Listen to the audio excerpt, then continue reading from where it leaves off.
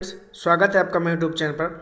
तो जब भी किसी अच्छे स्टॉक में एक अच्छा करेक्शन आता है तो हमेशा वो हमारे लिए बाइंग की अपॉर्चुनिटी होती है।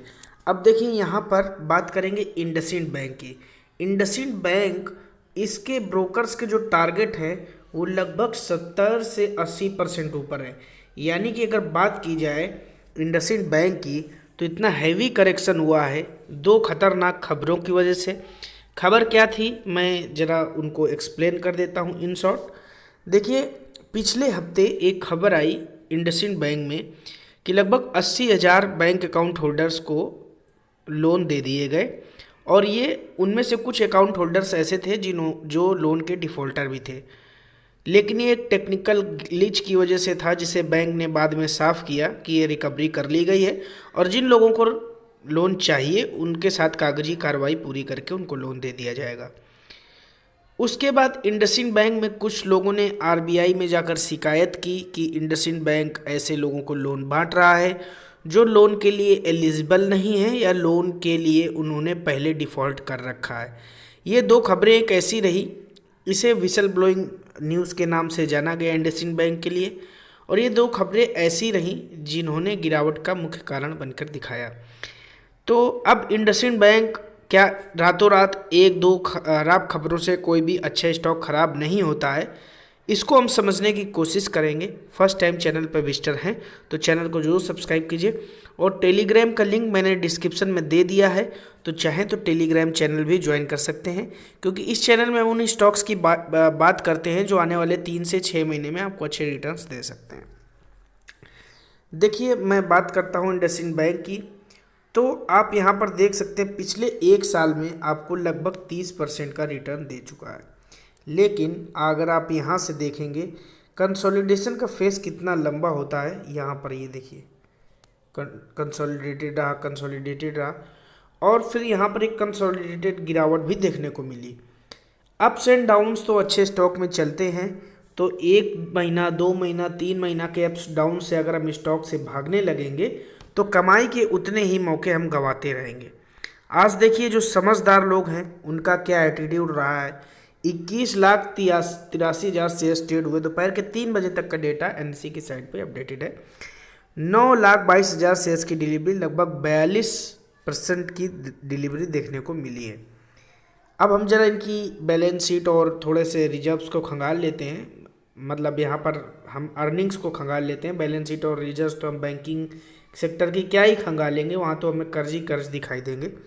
तो यहाँ पर हम देखेंगे रिवेन्यूज़ की, तो सितंबर 2020 में और सितंबर 2021 में ज़्यादा डिफरेंस नहीं है, क्योंकि कोरोना काल रहा है तो थोड़ा सा इसमें अर्निंग्स में इतने डिफरेंस नहीं देखेंगे। 7,170 करोड़ से फिर भी रिवेन्यू बढ़ के इनके 7,650 करोड़ के हो गए। ये थोड़ी चिंता का विषय जरूर रहा, क्योंकि रिवेन्यूज़ ही मेन की होते हैं।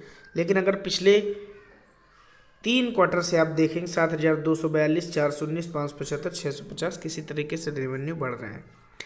लेकिन अगर एक साल में अगर आप देखेंगे नेट प्रॉफिट की, तो बैंकिंग में आप देखेंगे नेट प्रॉफिट एक साल में अगर लगभग आपका डबल हो रहा है, 80% के आसपास जब दिख रही है, तो ये बहुत अच्छी बात है।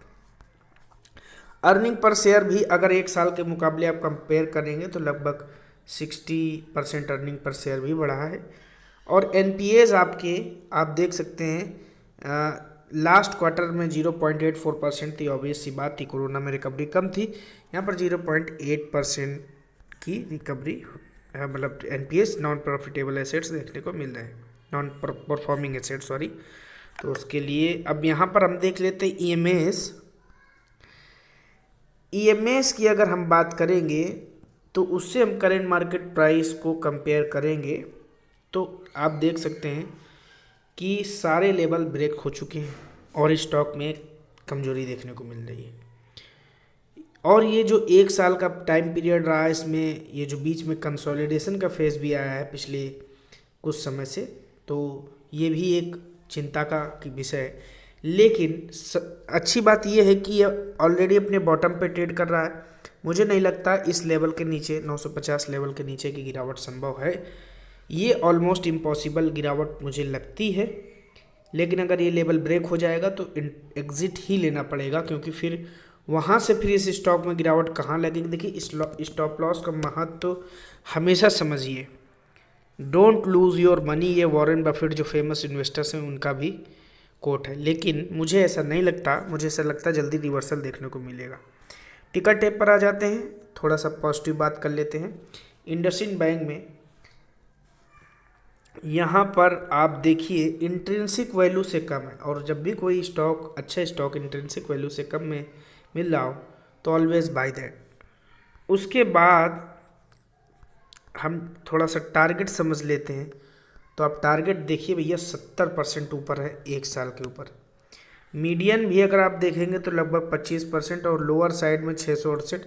इससे मैं पूरी तरह से असहमत हूँ। मुझे नहीं लगता 668 की लेवल तक गिरावट हो सकती है। मेरा ऐसा मानना है कि इंडसइंड बैंक में 950 के नीचे की गिरावट संभव नहीं है। अभी एक हफ्ते पहले ICICI सिक्योरिटीज़ के भी टारगेट आए, 6 महीने शॉर्ट टर्म के टारगेट्स थे, ये 1420 के टारगेट्स इन्होंने बताए। मेरा ऐसा मानना है इंडसइंड बैंक जल्दी ही अपने 1200 के लेवल को क्रॉस करेगा और वहाँ से एक तेज़ी मोमेंटम बनता हुआ दिखाई दे सकता है। वीडियो आपको कैसा लगा कमेंट बॉक्स में बताइएगा। फर्स्ट टाइम चैनल को सब्सक्राइब कीजिएगा। टेलीग्राम चैनल चाहें तो ज्वाइन कर सकते हैं। Thank you for watching. जय हिंद।